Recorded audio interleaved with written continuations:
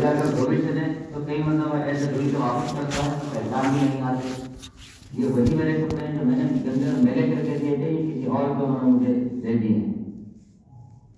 تو اس سے پتہ یہ لگا کہ جب میلے کپڑے صاف ستھرے ہو سکتے ہیں، وہ سنور سکتے ہیں اور نکھر سکتے ہیں اور اچھے بن سکتے ہیں، تو اسی طرح انسانوں کے دل اگر انہیں نکھارا جائے، ان پر محنت کی جائے اور ان دلوں پہ اللہ کے قریب بنایا جائے تو وہ دل بھی کسی طرح گناہوں سے صاف ستھرے ہو سکتے ہیں، بلکہ بہت قیمتی بن سکتے ہیں۔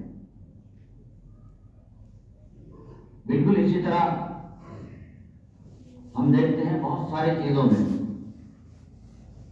گھروں کے اوپر، سامان کے اوپر، مکانوں کے اوپر گرد جم جاتی ہے، دھول جم جاتی ہے تو ذرا سا کسی جھاڑو کا سہارا لیتے ہیں، کسی کپڑے کا سہارا لیتے ہیں اور اس کو جھاڑنا شروع کرتے ہیں۔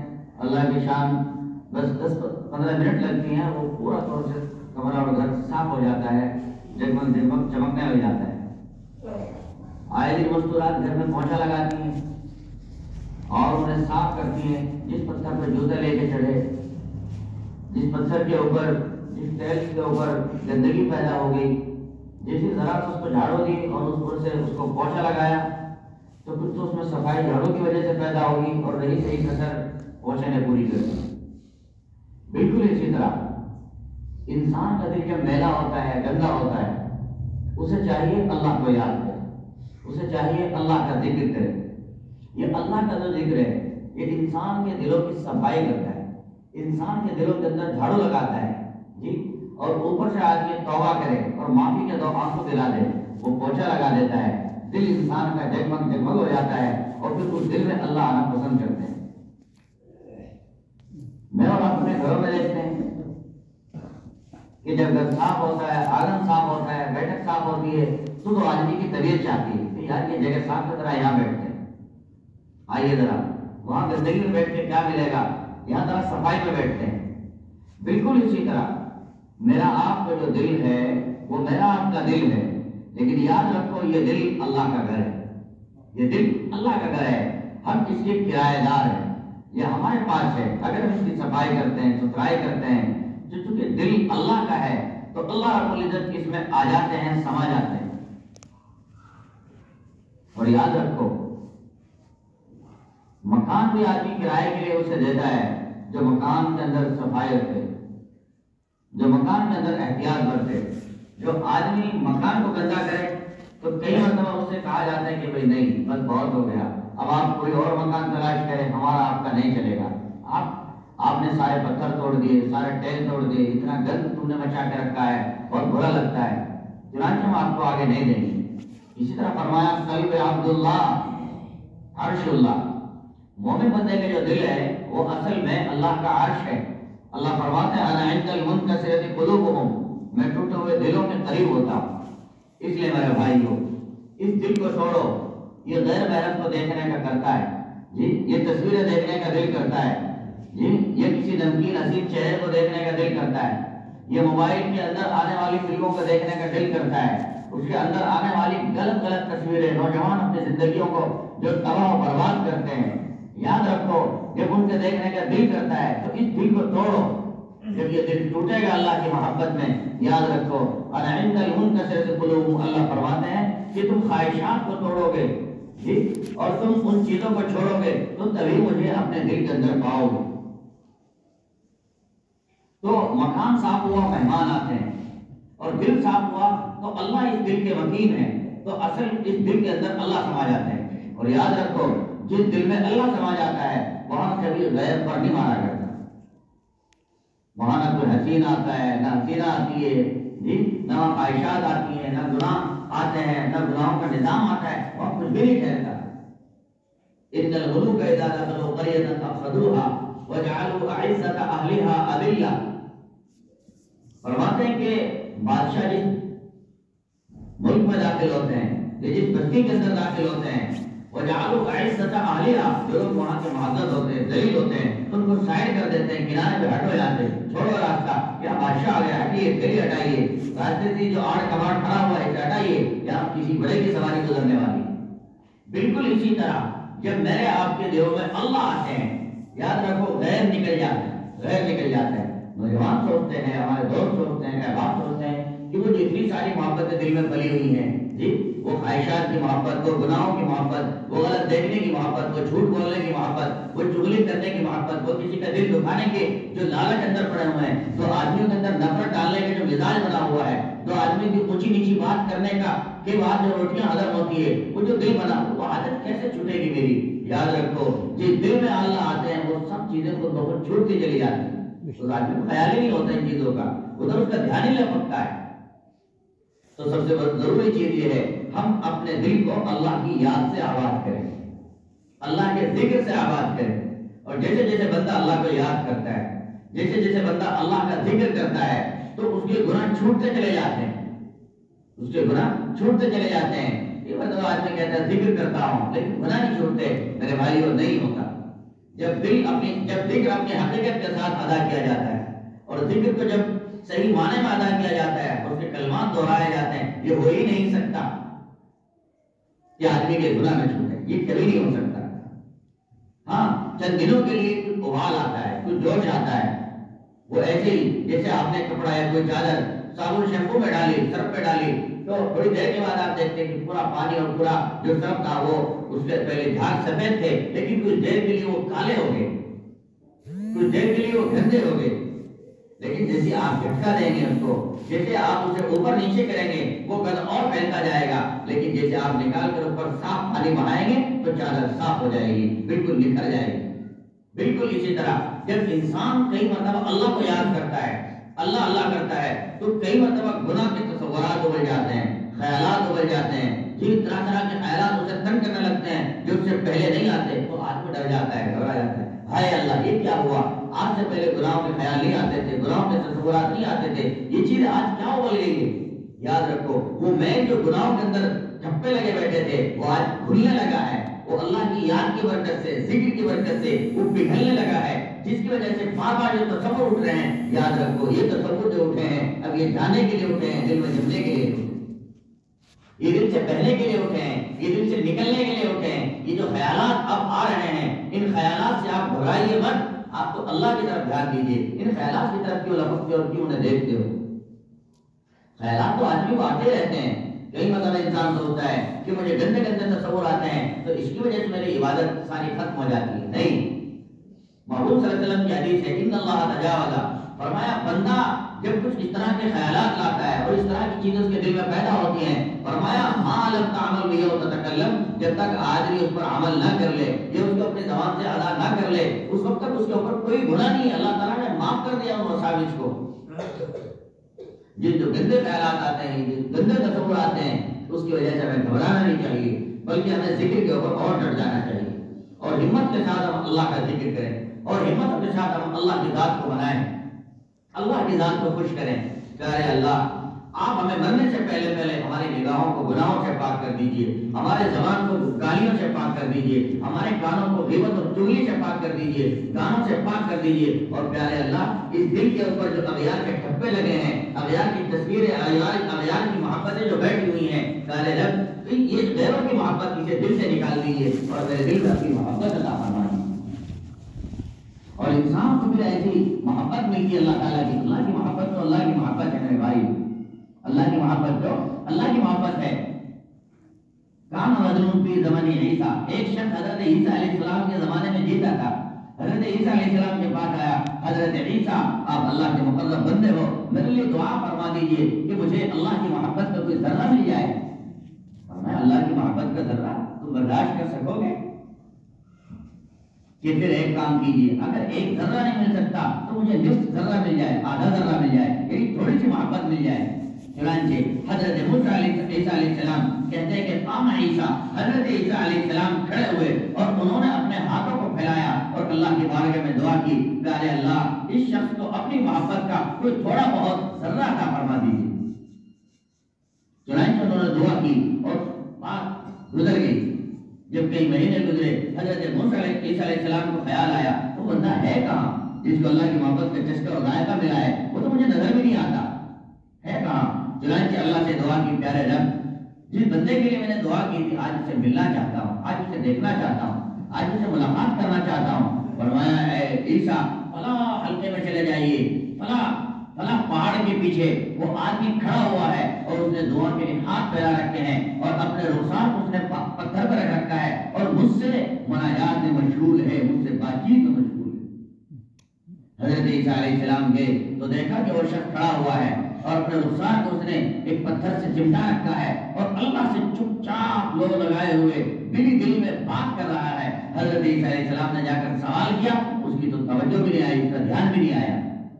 چنانچہ وحی آئی، پیغام آیا، اے عیسیٰ دیکھا تو نے میری محبت کا ذرہ ملا ہے، تیرے سلام بھی نہیں لیتا اور اسے خبر بھی نہیں آپ کون ہیں اور کیوں آئے ہیں اور اسے کیسے ہوگی۔ فرمائے جب اسے محبوب حقیقی کا عشق مل چکا ہو، اللہ کی محبت دل میں آ چکے ہو، فرمائے کسی مخلوق پر نظر ہی نہیں ڈال سکتا۔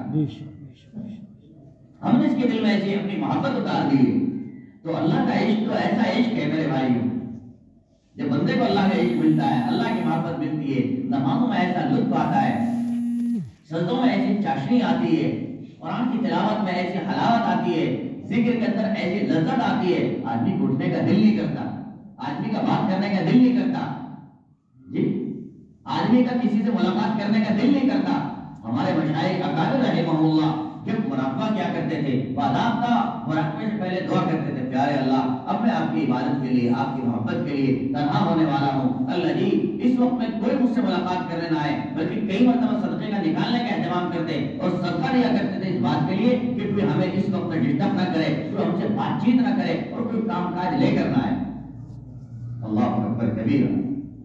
ہمارا حال تو یہ ہے، ہم تلاوت کریں تو کوئی آ جائے ہمیں دیکھ لے، ہم نماز پڑھیں کوئی ہمیں دیکھ لے، ہم یہ چاہتے ہیں تو سجدے کر رہے ہیں کوئی آ جائے، ہم ذکر کر رہے ہیں ہم یہ چاہتے ہیں کوئی آئے دیکھ لے، ہم ان سے کیونکہ ذکر میں مصروف اور مشغول ہیں، آپ جائیے پھر ملیں گے۔ ان لوگوں کو اللہ تعالیٰ کی کیسی محبت اور کیسی چاشنی تھی اور کیسے ان کے دلوں کے اندر اللہ کی محبت سرایت کر گئی تھی۔ میرے بھائیو ہم اپنے اللہ سے اس بات کا سوال تو کریں، اللہم انی اسألک حبک، پیارے اللہ ہم آپ سے آپ کی محبت مانگتے ہیں، آپ کا قرب اور لاڈ مانگتے ہیں، آپ کا تعلق اور پیار مانگتے ہیں، اللہ جی آپ ہمیں اپنی محبت دے دیجیے۔ دنیا میں دنیا مانگنے والے بہت، دنیا کی محبت مانگنے والے بہت، کاروبار مانگنے والے بہت، عہدے مانگنے والے بہت، عزتیں مانگنے والے بہت، جی فخر اور شہرت مانگنے والے بہت، لیکن اللہ کے ذات سے اللہ کو مانگنے والے انگلیوں پہ گنے جا سکتے ہیں میرے بھائی۔ اور جنہیں اللہ ملتا ہے انہیں دلوں کو سکون ملتا ہے، جنہیں اللہ ملتا ہے انہیں دلوں کی راحت ملتی ہے، جنہیں اللہ ملتا ہے اللہ تعالیٰ انہیں قرار اور اطمینان عطا فرماتے ہیں۔ اس لیے ہمیں چاہیے ہم اللہ تعالیٰ کی ذات سے اللہ کی محبت کا سوال کریں اور راہوں اور طریقوں کا اختیار کریں۔ اس لیے میرے بھائی یہ دنیا جو ہے یہ سکون کا ذریعہ نہیں ہے، یہ بنائی اللہ تعالیٰ نے ایک سبب بنایا ہے آپ کو راحت حاصل ہونے کا، لیکن کمپلیٹ دنیا کمپلیٹ سکون ہو یہ خیال باطل، یہ خیال غلط۔ دنیا اس لیے بنی ہے ہم راحت کے ساتھ اپنا وقت گزاریں، اللہ تعالیٰ نے دنیا کی دولتیں اس لیے دی ہیں ہم سکون بھری نمازیں ادا کریں، اللہ تعالیٰ نے مال اور دولت اس لیے دی ہے تاکہ آپ عافیت کے ساتھ رب کے حضور سر جھکا سکیں۔ یہ ہمارے ماحول کا ایک تہذیبی کلچر بنا جا رہا ہے کہ جتنا بڑا مالدار وہ اتنا خدا کے دروازے سے غافل، جی جتنا بڑا دولت مند اتنا اللہ کے دروازے اور گھر سے کٹا ہوا۔ آئے ہے یہ کیسی الٹی سوچ اور کیسی الٹی گنگا بہ رہی ہے۔ ہونا تو یہ چاہیے جس کو اللہ تعالیٰ نے جتنی دولت دی ہے وہ اتنا ذرا اللہ کو منائے، پیارے اللہ آپ نے مجھے دنیا کے امور سے، دنیا کے کام کاج سے مستغنی کر دیا، بے نیاز کر دیا، اور آپ نے مجھے ان تمام امور اور قرض اور مرض سے فارغ کر دیا ہے۔ اللہ جی جب میرے سر کسی کا قرض نہیں ہے، جب میرے سر کوئی بیماری نہیں ہے، اللہ میں فارغ ہوں تو میں تو آپ کے دروازے پر اپنا وقت گزاروں گا۔ ہونا نہیں چاہیے جذبات ہمارے۔ رہا مسئلہ دنیا کا تو دنیا کا تو نظام ہی ہے، آدمی کے پاس 2 گاڑی تو 4 کی فکر کرتا ہے، 1 گاڑی تو دوسرے کی فکر کرتا ہے، 1 پلاٹ تو دوسرے کی فکر کرتا ہے، یہ کبھی خواہش پوری نہیں ہو سکتی حتیٰ کہ آدمی قبر کے منہ چلا جاتا ہے۔ اور ہوتا کیا ہے؟ ہوتا کیا ہے؟ اس پر واچیل لگتے ہیں، اس پر واچیل جھگڑتے ہیں، جی اس پر واچیل تکا بٹی کے اندر اس قدر نفرتیں ہو جاتی ہیں کہ ان میں محبتیں باقی نہیں رہ جاتی۔ اس لیے میرے بھائیو مطلب یہ نہیں ہے کہ آپ بھوکے رہیں، مطلب یہ نہیں آپ فاقے سے رہیں، مطلب یہ نہیں ہے، نہیں یہ تمام تر باتیں نہیں ہیں۔ آپ اللہ سے دنیا بھی مانگیے، یہ کس نے منع کیا ہے؟ تصور شروع کا ہرگز یہ مقصد نہیں ہے، ذکر اور فکر کا ہرگز یہ مقصد نہیں ہے آپ کھیتی سے بے نیاز ہو جائیں، جی آپ اپنے تجارت میں، اگر یہ مقصد ہوتا تو نبی علیہ السلام تشریف تجارت کے پہلوؤں پر کیوں ہوتے؟ نبی علیہ السلام و تسلیم اپنے گھر میں کیوں ہوتے؟ نبی علیہ السلام شادیاں کیوں کرتے؟ نبی علیہ السلام نے شادی بھی کی ہے، کاروبار بھی کیے، گھر بار بھی سنبھالا ہے۔ ہم اللہ کو یاد کریں، اور یاد کرنے کا مطلب یہ ہے کہ جس وقت میں میرے رب کا جو حکم متوجہ ہو رہا ہے، ہمیں چاہیے اس وقت میں اس چیز پر عمل کریں۔ یہ اصل قاعدے کی بات ہے۔ کاروبار ہے، اس میں گناہ جیسا کوئی کام نہ ہو۔ بازار ہے، اس میں بدلنے جیسا کوئی کام نہ ہو۔ محلہ اور پڑوس اور رشتہ داری اور قرابت داریاں ہیں، ان میں چغلی جیسی اور توڑ جیسی کوئی بات نہ ہو۔ اس کو کہا جاتا ہے کہ بندے کو ذکر کی حقیقت مل رہی ہے، اس آدمی کو اللہ تعالیٰ کی محبت کا صحیح چسکا مل رہا ہے۔ ذکر کا ہرگز یہ مقصد نہیں ہے آدمی مبہوت ہو جائے، آدمی دیوانہ جیسا ہو جائے، آدمی پاگل جیسا ہو جائے۔ نہیں، یہ ذکر کا مقصد نہیں ہے۔ ذکر کا مقصد یہ ہے کہ آپ کے آدھا بھی سلامت رہیں اور آپ کا دل بھی سلامت رہے۔ دس بکار دل بیار، ہاتھ کام میں لگے ہوئے ہوں اور دل اللہ کی یاد میں لگا ہوا ہو۔ یہ مقصد ہے اس بات کہ دل سے رب کو یاد کریں۔ اور آج اس چیز کی بہت زیادہ ضرورت ہے، بہت زیادہ ضرورت ہے۔ اس لیے کہ آدمی آج جب مرنے جیسا ہوتا ہے اور مرنے کے قریب لگتا ہے تو کئی مرتبہ اس کو آکسیجن لگا دی جاتی ہے۔ آج کی محفل میں ہمارے قائدہ موجود ہیں، ان کی والدہ قریب ایک مہینے تک آکسیجن لگی رہی۔ اب جب منہ میں آکسیجن لگی، کہاں سے وہ کلمہ ادا کر سکتا ہے، کیسے وہ زبان پہ چلا سکتا ہے؟ پتہ یہ لگا کہ دل کا ذکر اس معاملے میں بہت زیادہ افضل اور اعلیٰ ہے۔ جب آدمی دل سے اللہ کو یاد کرے گا اور دل اللہ کی محبت میں زندہ ہوگا، آکسیجن بھلے منہ میں لگی ہو، کیونکہ دل تو اس کا اللہ کی یاد سے جڑا ہوا ہے نا، تو دل تو اس کا اللہ کی محبت میں دھڑکے گا اور اسی پر فیصلے ہوں گے۔ اور یہ دل کا ذکر جس کو قلبی ذکر کہا جاتا ہے، یہ اتنا عظیم اور اتنا کامیاب ہے کہ زبان سے آدمی ذکر کرتا ہے تو کئی مرتبہ شہرت آ جاتی ہے، ریا آ جاتی ہے، دکھلاوا آ جاتا ہے۔ آدمی سوچتا ہے کہ دیکھو یہ آدمی تمہیں سمجھے کہ یہ اللہ کا ذکر کر رہا ہے، لیکن نہیں، قلب کا جو ذکر ہے، دل کا جو ذکر ہے، اس کا تو کسی کو نہیں پتا، نہ دائیں بائیں کو پتا، کئی مرتبہ ملائکہ کو نہیں پتا۔ سوال ہے جب فرشتوں کو نہیں پتا ہوگا تو پھر کام کیسے چلے گا؟ تو فرمایا جب فرشتوں کو پتا نہیں ہوتا، آدمی زبان سے ذکر کرتا ہے، دل میں رابطہ بناتا ہے، تو اللہ رب العزت ذاکر کے بدن میں ایک عجیب طرح کی خوشبو پیدا فرماتے ہیں، اور وہ ملائکہ اس خوشبو کو سونگھتے ہیں اور اس خوشبو سے پہچانتے ہیں کہ یہ آدمی اللہ کا ذکر کرتا ہے۔ چنانچہ اس کے رجسٹر میں وہ ثواب اندراج کرتے چلے جاتے ہیں۔ اللہ اکبر کبیر۔ میرے بھائیو، ہم اپنے اللہ سے اس بات کے لیے لگائے، پیارے اللہ ہمیں دل کا ذکر نصیب فرما، ہمیں قلبی ذکر نصیب فرما۔ یہ ایسی مایا ہے، ایسی دولت ہے۔ اور یاد رکھیں، کوئی آدمی سمجھے کہ یہ بہت مشکل کام ہے، پہاڑ جیسا کام ہے، بہت بھاری کام ہے۔ نہیں، ہمارے سلسلہ عالیہ نقشبندیہ کو اللہ تعالیٰ نے اتنا سہل بنایا، اتنا آسان بنایا اور بالکل اتنا حلوہ جیسا بنایا ہے۔ دو سلسلے عموماً ہمارے حلقوں میں جاری ہوتے ہیں، چشتی اور نقشبندی۔ چشتی کے اندر کا نظام اس طرح کا ہے کہ پہلے انسان کے دل سے گندگی کو دور کیا جائے، پہلے اس کے گندے خیالات کو دور کیا جائے، پھر کہیں جا کر اس کے ذکر کی ترتیب مرتب کی جائے، اور اگر ذکر بھی ہے تو اسی انداز میں ہے تاکہ اس کے اندر سے گندگی ہٹے۔ اس کو مثال کی دنیا میں سمجھیں۔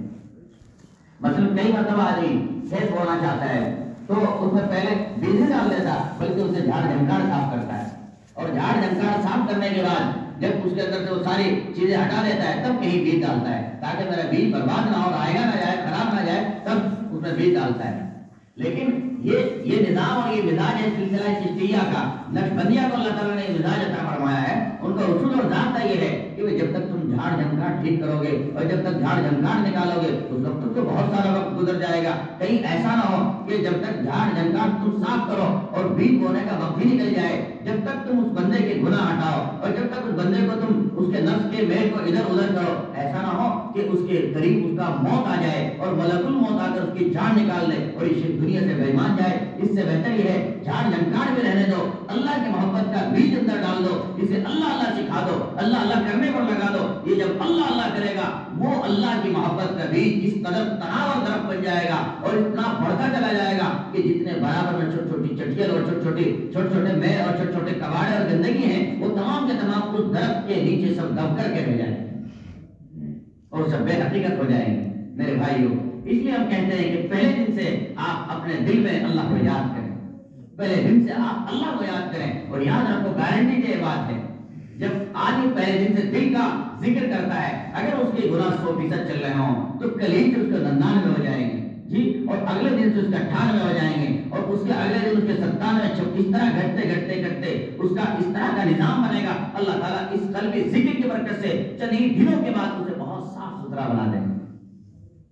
یہ ہم اس سے مایوس نہ ہو میرے بھائیو. یہ چادر ہے، اس میں کوئی میل نہیں ہے، اندر میل ہو تو ہو، لیکن جب اسے دھویا جائے گا میل نکل جائے گا. لیکن کئی مرتبہ تارکول لگ جاتا ہے، کئی مرتبہ اگر آدمی رنگ کا کام کرتا ہے، پینٹ کا کام کرتا ہے، تو جب اس پر پینٹ پھیرتا ہے تو کئی مرتبہ کپڑوں پر وہ پینٹ لگ جاتا ہے. تو دیکھو میل تو اس کے ایک جھٹکے میں صاف ہو گیا، لیکن وہ جو تارکول لگی ہے اور جس کے اوپر پینٹ یعنی کلر کے جو نشانات لگے ہیں وہ اس طرح جھٹکنے سے پانی میں ڈالنے سے صاف نہیں ہوتے، بلکہ اس کے لیے تھنر کا سہارا لینا پڑتا ہے، تھنر کا سہارا لینا پڑتا ہے.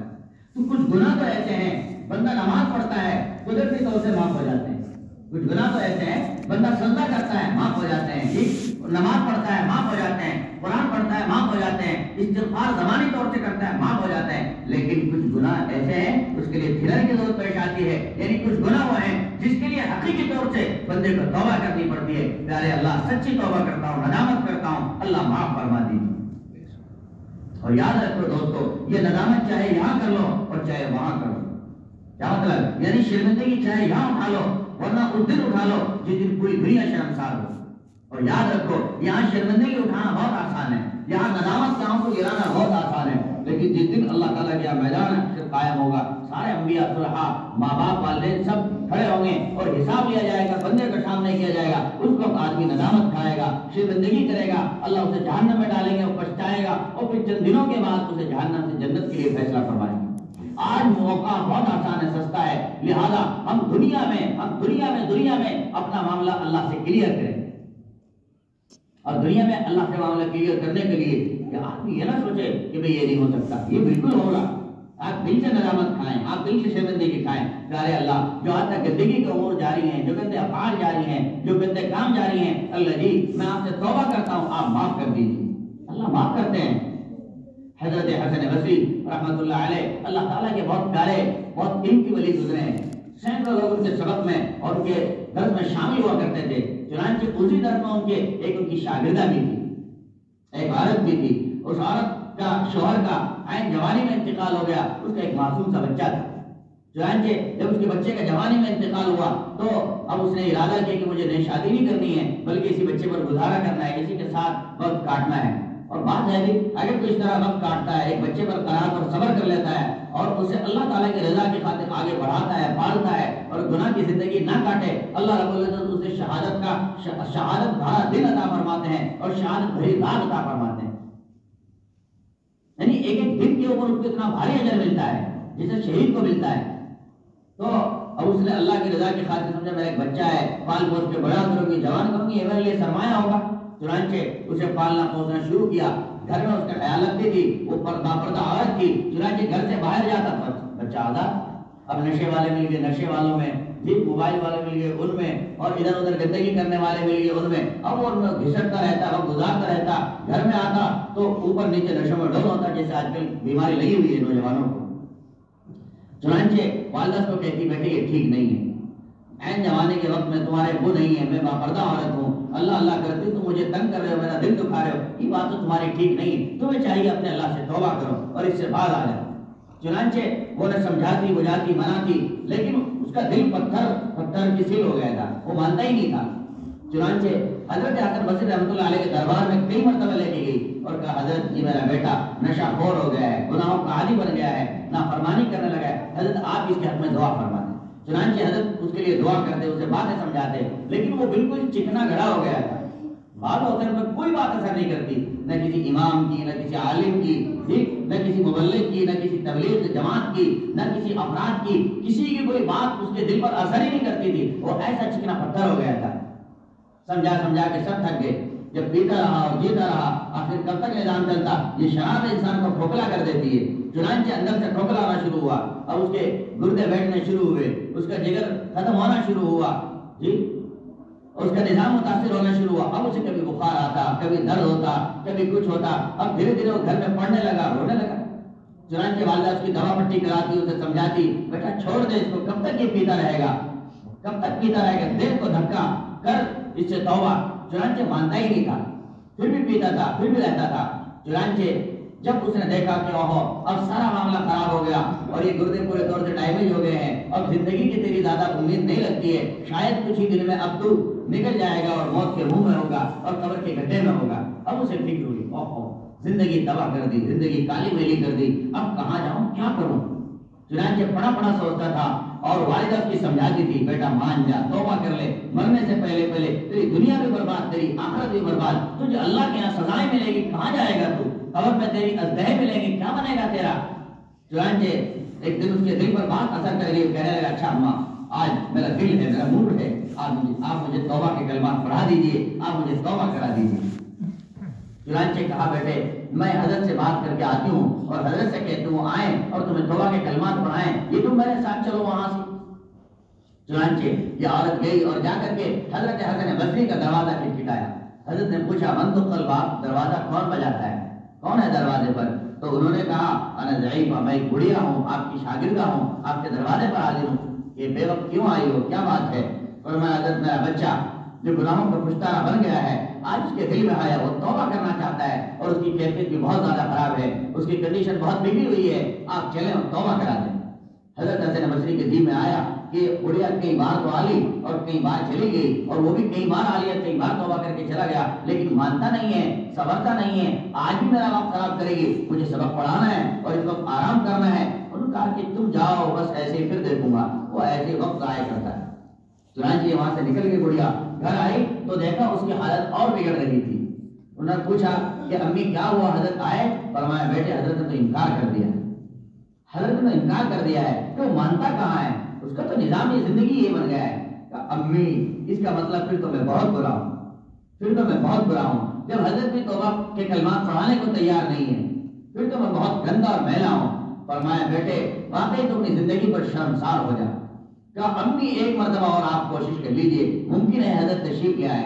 چنانچہ یہ عورت بڑھیا پھر گئی، برقع اٹھا کے حضرت کے دروازے پہنچی اور جا کر کے بات کی، حضرت میرا بچہ توبہ کرنا چاہتا ہے، اس کے آخری سانس چلنے کو ہیں اور آپ تو اسے آخری توبہ کرا دیجئے، بلکہ وہ تو یہ کہہ رہا تھا کہ حضرت میری نماز جنازہ بھی پڑھا دیں گے، انہوں نے تو یہ باتیں بھی کہی۔ حضرت نے کہا کہ دیکھو جاؤ، اس نے دنیا بھر میں زندگی بھر میں کوئی ایک نماز تو پڑھی نہیں، میں اس کی نماز پڑھاؤں گا؟ جائیے، میں اس کی نماز نہیں پڑھاؤں گا، آپ جائیے اپنا کام کیجیے۔ چنانچہ منع کر دیا۔ مشائخ اس درجے کے بھی ہوتے تھے جو بے نمازیوں کی نماز کبھی نہیں پڑھاتے تھے، مشائخ اس درجے کے بھی ہوتے تھے، لیکن قربان جائیے اللہ تعالیٰ کروڑ رحمت نازل فرمائے سیدنا امام اعظم ابو حنیفہ کے اوپر، انہوں نے اس بات کی گنجائش کی اجازت دی ہے کہ لوگ چاہے کتنے فاسق و فاجر ہوں، چاہے جتنے گنہگار ہوں، لیکن ان کے اوپر نماز پڑھی جائے گی، ان کے اوپر نماز جنازہ پڑھنی چاہیے اور پڑھی جائے گی۔ چنانچہ بڑھیا واپس آئی، گھر آ کے دیکھا حال اس کا بہت زیادہ بگڑ گیا ہے اور سانس اس کے چلنے لگے ہیں، اکھڑنے لگے ہیں۔ اب والدہ اس کو دیکھتی تھی اور روتی تھی اور اپنے حال پر ترس کھاتی تھی، اس کے حال پر ترس کھاتی تھی اور کہنے لگی بیٹے حضرت تو کتنا برا ہے، حضرت نے منع، بیٹا تو کتنا برا ہے، حضرت نے تیری نماز جنازہ پڑھانے سے بھی انکار کر دیا۔ اب جب اس نے ایک کلمات سنے کہ حضرت نے نماز جنازہ پڑھانے سے بھی انکار کر دیا، اب اس کا دل ٹوٹ کے رہ گیا، اب اس کا دل ٹوٹ کے رہ گیا اور دل میں اس نے اپنے مالک سے لگائی اور اپنے اللہ سے دل میں بات کی کہ ارے اللہ میں کتنا برا ہوں، ایک اللہ کے ولی میرا نماز جنازہ پڑھانے سے بھی انکار کر رہے ہیں، واقعی میرے رب میں نے بہت گناہ کیا ہے، میں نے بہت آپ کو ناراض کیا ہے، واقعی میرے رب مجھ سے زیادہ کوئی بڑا پاپی دنیا میں نہیں ہوگا۔ اور یہ کہہ کر اپنے دل میں وہ پھوٹ پھوٹ کر رونے لگا اور تھوڑی دیر کے بعد اپنے امی سے یہ گویا ہوا یہ کہنے لگا امی جی میری ایک دو بات سن لیں۔ کہا بیٹا سناؤ۔ کہا ایک بات تو یہ امی جب میرا انتقال ہو جائے آپ میرے گلے میں اپنا دوپٹہ ڈالیں اور دوپٹہ ڈال کر مجھے گلی میں گھسیٹیں، صحن میں گھسیٹیں اور پورے چوراہے پر مجھے گھسیٹتی پھریں۔ ایک کام تو یہ کرنے کا ہے اور دوسرا کام مجھے مسلمانوں کے قبرستان میں دفن نہ کریں، مجھے مسلمانوں کے قبرستان میں دفن نہ کریں۔ جب انہوں نے یہ بات نقل کی تو امی نے پوچھا بیٹا ان باتوں کا کیا مطلب؟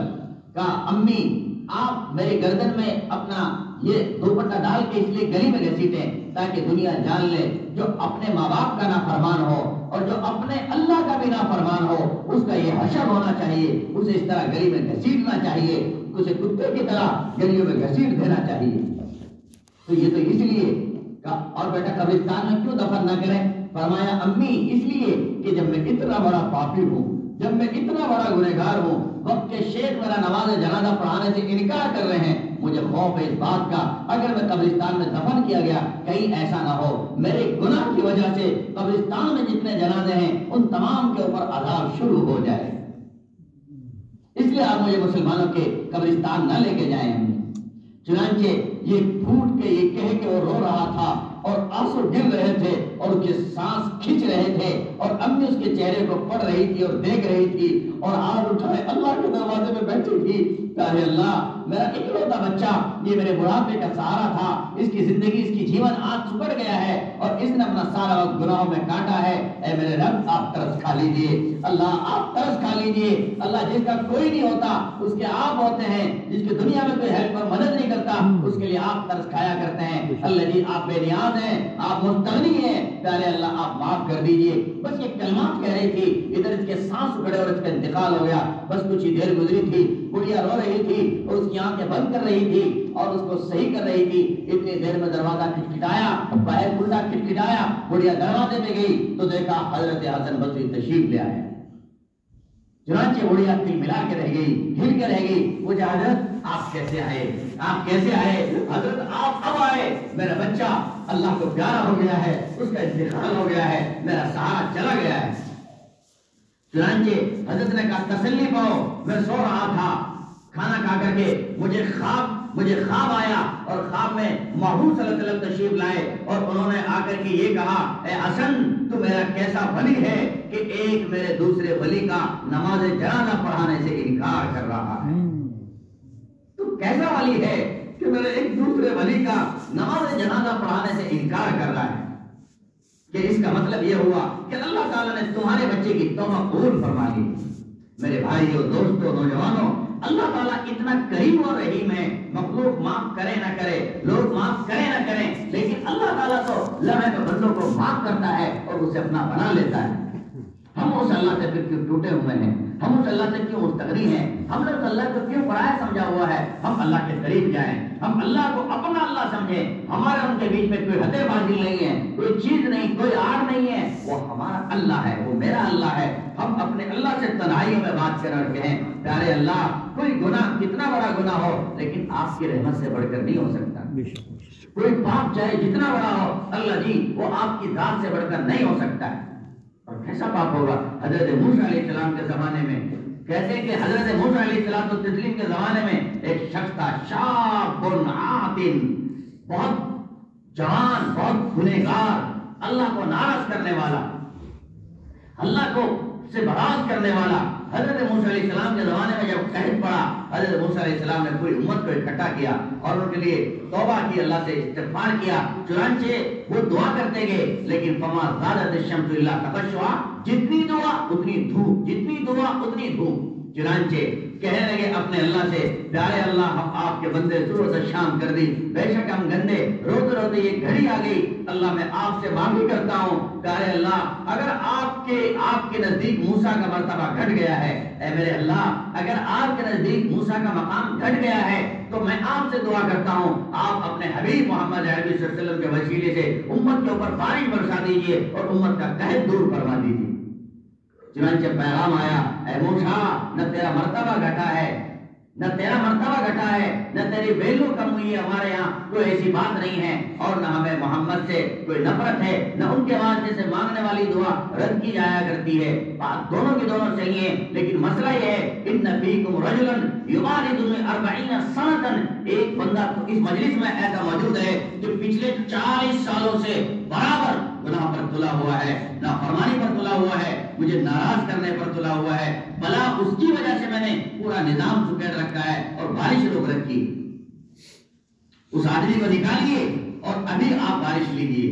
حضرت موسیٰ علیہ السلام کھڑے ہوئے اور فرمایا، یا من عصى اللہ، اے وہ شخص جس نے 40 سنۃ 40 سال سے برابر اللہ کو ناراض کیا ہوا ہے، نافرمانی کی ہوئی ہے. فرمایا، اخرج من هذا المجلس، اسے چاہیے یہاں سے اڑ جائے اور نکل جائے اس مجلس سے اور اپنا کہیں اور راستہ دیکھ لے. تیری وجہ سے پوری مخلوق پریشان ہے، حیوان پریشان ہے، انسان پریشان ہے. چنانچہ جب یہ بات حضرت موسیٰ علیہ السلام نے کہی، اب وہ شخص جو اللہ کا نافرمان تھا، جو برابر گناہ کا کام کرتا تھا، برابر نشوں میں الجھا ہوا تھا، وہ دل میں اس نے سوچا، اوہو، اگر میں کھڑا ہوا تو میری رسوائی ہو جائے گی، میری ذلت ہو جائے گی. حضرت موسیٰ علیہ السلام نے دیکھیں گے، پوری قوم ملت دیکھے گی، میرے ماں باپ دیکھیں گے، میرے بچے دیکھیں گے. چنانچہ دل میں اپنی گردن کو جھکایا اور کہنے لگا، پیارے رب، اس راز کا معلوم یہ تو آپ کو یہ مجھے ہے، بے شک میں گنہگار ہوں، نافرمان ہوں، لیکن میرے رب معاف مجھے موسیٰ کو نہیں کرنا ہے، معاف پوری جنتا کو نہیں کرنا ہے، معاف کرنے والی ذات آپ کی ہے اور آپ دلوں کا بھید جانتے ہیں۔ اللہ جی میں آپ سے صلح کرتا ہوں، آپ سے معافی کرتا ہوں، آپ معاف کر دیجئے، اللہ معاف کر دیجئے، پیارے رب معاف کر دیجئے، اچھے رب معاف کر دیجئے۔ اس طرح کہہ کر وہ روتا رہا، گر گراتا رہا اور دل دل میں اپنے مالک سے بات کرتا رہا۔ تھوڑی دیر گزری تھی، اللہ کی شان، آسمان پر ابر چھایا، بادل چھایا اور بارش ہو گئی، بارش برس گئی۔ جب بارش برسی، حضرت موسیٰ علیہ السلام اللہ کی طرف متوجہ ہوئے، یا اللہ نہ کوئی بندہ یہاں سے نکلا ہے، نہ کوئی بندہ یہاں سے نکلا ہے اور نہ کوئی اٹھ کے گیا ہوا ہے، اور پیارے رب بارش کیوں برس گئی؟ چنانچہ پیغام آیا، اے موسیٰ میں نے جس کی وجہ سے بارش روکی تھی، جس سے میں ناراض تھا، میں نے اسی کی وجہ سے یہ بارش عطا کی ہے اور یہ رحمت برسائی ہے۔ چنانچہ کہا، یا اللہ جب وہ نکلا نہیں ہے تو اس کا کیا مطلب؟ فرمایا، اے موسیٰ وہ بندہ میرا ولی بن گیا ہے، میرا دوست بن گیا ہے اور میں نے اس کی توبہ قبول فرما لی۔ فرمایا، یا اللہ بتاؤ تو صحیح وہ آپ کا بندہ ہے کون، اتنا قریبی، وہ اتنا نزدیکی ہے کون؟ اللہ تعالیٰ کی طرف سے پیغام آیا، موسیٰ جب وہ نافرمان تھا تب میں نے نہ بتایا، آج میرا دوست بن گیا ہے تو میں آج اس کو کیوں ظاہر کروں گا؟ چنانچہ میں نے اس کی توبہ قبول فرما لی ہے، میرا دوست بن گیا، نہ کل بتایا اور نہ آج بتاؤں گا۔ جب میں نے اسے کل رسوا نہ کیا، آج بھی میں اس کو سامنے نہیں کروں گا۔ میرے بھائیو، اللہ تو اتنا کریم و رحیم ہے، ہم اور آپ اپنے چادروں میں بیٹھے بیٹھے، جی اپنی جیکٹ میں بیٹھے بیٹھے، اپنے ٹوپوں میں بیٹھے بیٹھے دلی دل میں اپنے مالک سے رابطہ کر دیں، اللہ جی ہم معافی چاہتے ہیں، سوری کرتے ہیں، ہم نے جو گناہ کیے سو کیے، آج سے ہم پکا سچا نیت لے کے بیٹھتے ہیں، اے میرے رب آج سے آپ کو ناراض نہیں کرنا ہے، قدم قدم پہ آپ کو خوش کرنا ہے۔ اور جب آدمی یہ نیت کرتا ہے اللہ پچھلے تو معاف کر ہی دیتا ہے، نئی زندگی کے حساب شروع ہوتا ہے۔ اس لیے دوستوں ہم بار بار توبہ کریں، 100 بار توبہ کریں، گھبرائیں نہیں، گھبرائیں نہیں۔ حدیث پاک میں حکم دیا گیا ہے اتبع السیئۃ الحسنہ کہ آدمی کو گناہ کے بعد نیکی کرنی چاہیے اور وہ اس کو مٹا دیتا ہے۔ چنانچہ آپ دیکھیے تو صحیح، کئی مرتبہ اسکول کے مدرسوں میں آپ دیکھتے وائٹ بورڈ پہ لکھتے ہیں، سیاہی سے لکھتے ہیں، لکھتے رہتے ہیں، ساتھ ساتھ میں ایک ڈسٹر ایسی کوئی چیز ہوتی ہے ڈسٹر، تو اس کو صاف کرنے کا دستی سے رومال سے پیچھے اس کو صاف کرتے ہیں اور جیسے اس کے اوپر وہ لگاتے ہیں۔ یہ کئی مرتبہ جب ماسٹر صاحب حساب سمجھاتے ہیں، ٹھیک حساب کتاب سمجھاتے ہیں، یا کوئی میتھ سمجھاتے ہیں یا کوئی سراجی سمجھاتے ہیں، اور اگر کوئی لفظ غلط لکھا جائے تو ڈسٹر کے سہارے جی کئی مرتبہ انگلی کے سہارے اسے مٹا دیا جاتا ہے، وہ مٹ جاتا ہے اور پھر جو صحیح کرنا چاہتے ہیں وہ صحیح بھی ہوتا ہے۔ جس طرح اس بلیک بورڈ سے وائٹ بورڈ سے میرے بھائیوں وہ ڈسٹر سے مٹا دی جاتی ہے غلطیاں، بالکل اسی طرح ہم اپنے اللہ سے بار بار معافی کریں، اللہ معاف کر دیجئے، اللہ معاف کر دیجئے، اللہ تعالیٰ اس کو فوراً معاف کر دے گا، صاف کر دے گا۔ ہمارا دھیان اس پر ہونا چاہیے، ہم نہ چھوٹا گناہ چھوڑے نہ بڑا چھوڑے، ہر کسی کو صاف کرنا چاہیے، نہ چھوٹی گندگی چھوڑے نہ بڑی گندگی۔ کئی مرتبہ آدمی سوچتا ہے کہ چلو میں آج کے بعد نماز نہیں چھوڑوں، میں اس بات سے توبہ کرتا ہوں، آج کے بعد میں فلم نہیں دیکھوں گا، اس بات سے توبہ کرتا ہوں، لیکن چھوٹے موٹے گناہ ان کو باقی رکھتا ہے سائڈ میں، یہ تو چلتے رہیں گے، یہ آئندہ دنوں میں کر لوں گا۔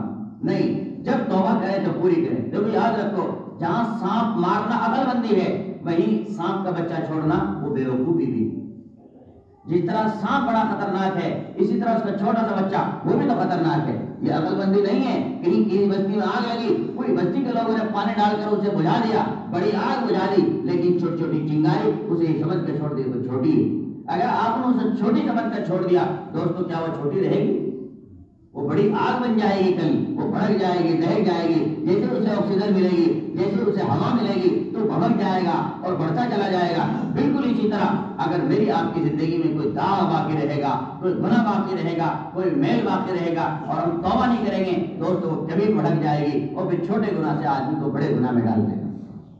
اس لیے ہم اپنے اندر پوری نیت کریں کہ انشاءاللہ تعالیٰ ہم چھوٹے گناہ سے بھی توبہ کرتے ہیں اور بڑے گناہ سے بھی توبہ کرتے ہیں اور اللہ کے بندے۔ اخیر کی بات کہ میں کہہ رہا تھا کہ اپنے دل کو اللہ کے ذکر سے آباد کریں۔ ذکر ایسی چیز ہے جب بندہ اسے کرنے لگتا ہے اور دل پر اللہ اللہ کے ضربے لگانا شروع ہوتا ہے تو دھیرے دھیرے اس کے گناہوں کا جو تلسم ہے وہ ٹوٹتا چلا جاتا ہے۔ آپ بالکل اس بات سے بے فکر ہو جائیے، جیسے بندہ پہلے دن سے اللہ کو یاد کرنا شروع کرتا ہے اس کے گناہ ہٹتے چلے جاتے ہیں اور اس کی زندگی پر باقی نہیں رہتے۔ آپ اس پہلو کو ذرا نوٹ کر کے دیکھیں اور یاد رکھیں، جن دلوں پر اللہ والوں کی انگلیاں پھر جاتی ہیں، اب اس کی وضاحت اس وقت موقع پر نہیں کرنی ہے، جن دلوں پر اللہ کے والوں کی انگلیاں پھر جاتی ہیں ہو ہی نہیں سکتا وہ شخص گناہ آلود زندگی میں موت پائے، بلکہ اللہ تعالیٰ اسے اپنی محبت کی موت عطا فرماتا ہے، اسے کلمے کی موت عطا فرماتا ہے۔ اس لیے دوستوں ہم زندگی کے کاروبار بھی کریں، گھر بار بھی سنبھالیں،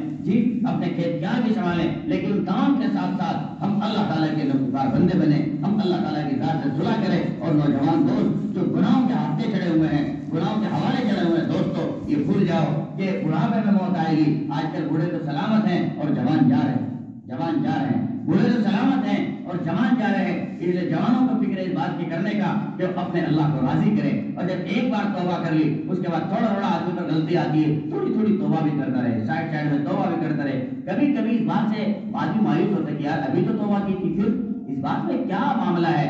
جتنی بار گناہ اتنی بار توبہ، جتنی بار گناہ اتنی بار توبہ۔ میرے بھائیوں کہتے ہیں لوگ مانگتے فقیر ہو جاتا ہے آدمی، توبہ کرتے اللہ کا ولی بن جاتا ہے، دوست بن جاتا ہے۔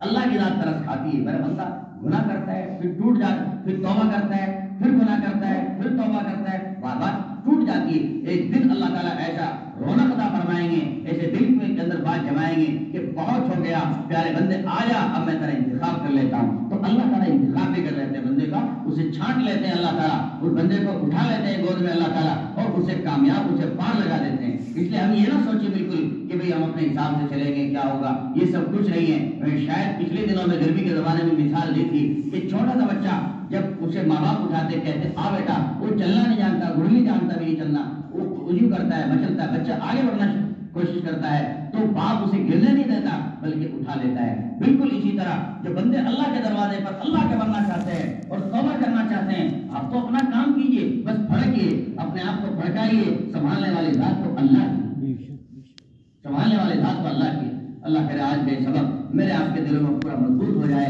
اور اللہ تعالیٰ ہم سب کو اپنی محبتوں سے مالا مال فرمائے، اپنے تعلقات سے مالا مال فرمائے، اور اپنا قرب اور لاڈ عطا فرمائے۔ اللہ تعالیٰ اس سبق پر مضبوطی کے ساتھ عمل کرنے کی توفیق عطا فرمائے۔ ذکر کے تعلق سے میرے بھائی احباب جو